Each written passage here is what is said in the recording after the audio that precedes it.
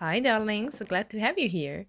So the last video I mentioned that when I noticed I was in top 100, like close to top 100, I didn't really wanna lose any matches with JoJo. So I kind of used different hunters from time to time.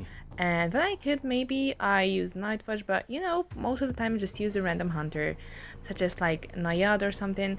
And there were some good start matches, but none of them really was interesting enough to post or anything.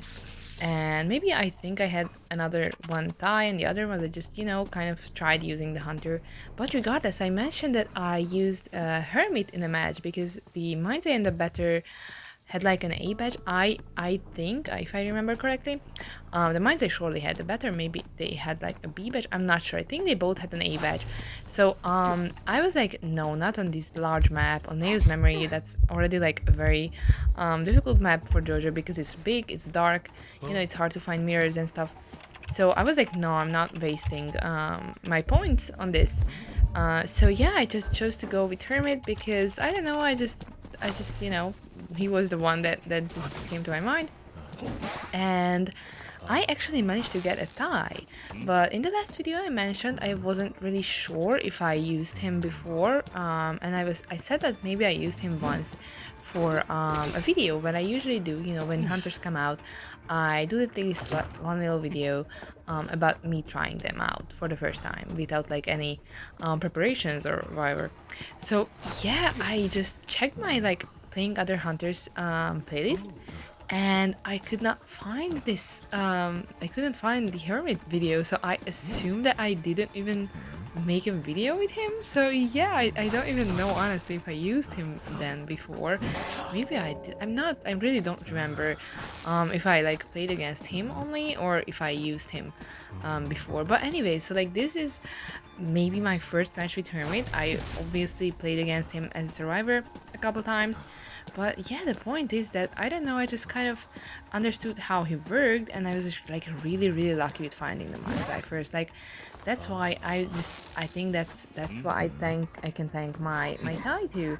So it really does matter if you get lucky in a match. Like that, like simple luck can decide a match. Like I don't know, a lot of people just underestimate luck in matches, but it does really matter who are you like the closest to, who spawns the closest to you and stuff, or like if is the rescuer going to make it in time for like the half line and stuff. So yeah, I just feel like this match was pretty lucky, even though I had like no idea what I was doing, and especially because they were like people with badges, which of course, as I said, it doesn't really equal to skill, but it does mean usually that the player can use the character pretty well who they have the badge for. It doesn't necessarily mean that they are like the best at using that character, but they can surely use that character very well, and they're confident with the character if they use them in rank. So that's why I was, like here I even got like bullied, and I think like when I have this with JoJo, like if I'm just so, like two bullies there and they can't let me cheer that one decoder, like so many matches I lost because of this or tied because of this. And here I don't know why, maybe it's just because I don't really, care about like the whole match at all, but I just kind of managed to do this. And of course it's just, very much thanks to Hermit's like little ability to distribute the damage that was done to the people with the same charge. So that certainly played a role in this, in my tie, because thanks to that they just didn't really have time. They had to heal, and like they couldn't just randomly come for the save just when they wanted to. This was impossible. Like look at that save, it was like just the very last second, and it's always so annoying as a hunter. But I managed to down the mind's eye pretty fast after that, and I just gave a little hit for the batter as well. I could have downed him, I think, if I didn't give him a charge.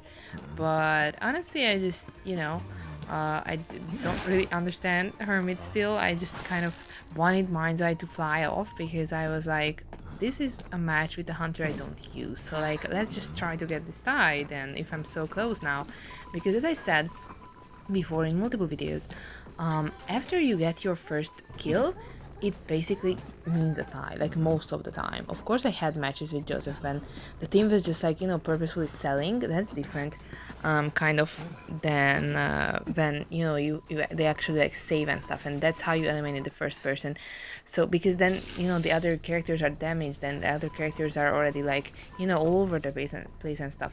But as opposed to that, when they only sell the person and they decode the three ciphers and stuff, and the one can like kite really well and they kite to dungeon. That's a different story. But so the point is, if you manage to like eliminate the first person, after that it's kind of like secured that you will have a tie. And yeah, basically I had blink up, so I was like, all right, I'm not really that afraid of this batter anymore.